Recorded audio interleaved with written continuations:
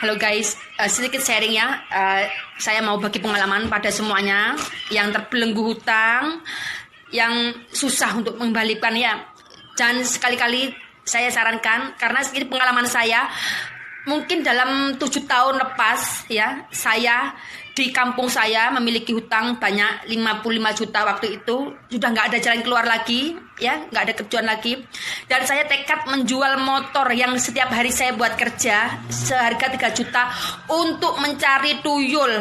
Dan di situ saya pergi ke suatu tempat, setelah di Gresik, pertama di Gresik dan satu lagi di Kawi, Gunung Kawi ya, nggak salah ya. Tapi semuanya itu saya tertipu, nggak tahu itu ditipu atau itu memang abal-abal, saya nggak paham. Tapi saya memang sudah pergi ke sana dan saya halo guys.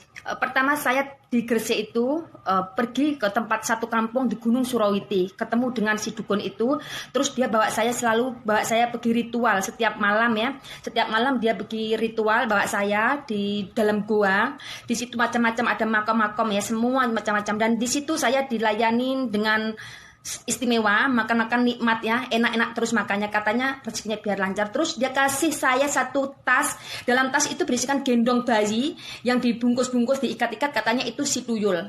Terus dia suruh saya bawa balik, suruh jaga, dikasih tahu caranya gimana, kasih makan, kasih minum, susu, apa semuanya ya, ritual-ritual dia ajarkan semua. Sampai di rumah pun saya ikutin perintah dia. Pertama sampai di rumah, pertama kali saya di rumah itu saya buka, saya ada ruangan khusus.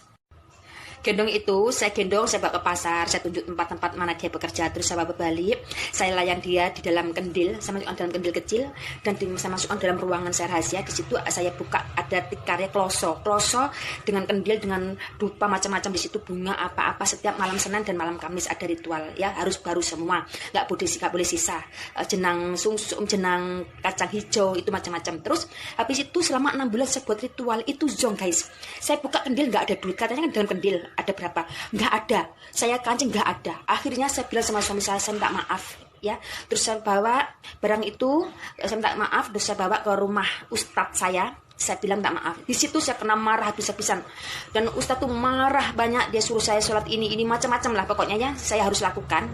Nah, saya harus lakukan sambil saya menangis di situ, sampai saya puasa macam.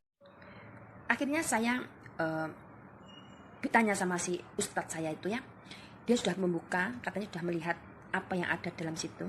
Terus dia bilang sama saya, ditanya sama saya, pernahkah kamu bermimpi selama kamu ada ritual? Pernahkah kamu seolah-olah ada yang datang di rumah kamu, minta suruh buka pintu atau apa? Saya terus bilang, iya, memang saya sering sekali mimpi. Dalam mimpi itu selalu saya cerita dengan suami saya, tapi suami saya selalu bilang, alah ngimpi, kebiasaan gitu. Itu saya suruh tanya dengan suami saya. Saya selalu mimpi, kalau selalu ada 2 anak ya, enggak kecil, udah besar juga sih. Dua-duanya itu selalu dia melambaikan tangan dengan saya. Saya pikir mungkin anak saya yang keguguran dulu gitu ya. Saya selalu bikin Fatihah. Ternyata bukan. Ternyata ya mungkin barang itu. Dia selalu ketuk-ketuk pintu. Tapi yang saya heran, rumah saya pintunya ke depan. Tapi kenapa dia ketuknya dari jauh? Saya cuma ngintip dari jendela, itu selalu mimpi kayak gitu ya. Terus setiap saya habis ritual jam 12 malam itu, habis itu saya selalu mendengar ada anak ketawa di luar gitu. Ada anak tertawa-tertawa, tapi saya nggak merasa itu ya, kan sedang tidur. Setiap jam 12, jam 1 itu saya mau tidur, saya selalu ada mungkin memang iya ya. Selalu telinga tuh terdengar ada anak-anak panggil-panggil gitu, panggil-panggil nama saya. Tapi saya nggak merasa kalau barang-barang itu, nggak merasa ya. Saya pikir cuma mungkin halusinasi saya, atau saya karena angan-angan atau apa gitu ya. Terus itu pun saya cerita dengan suami saya. Suami saya selalu bilang apa? Kebiasaan. Ngomongnya selalu ala biasa ngimpi lah.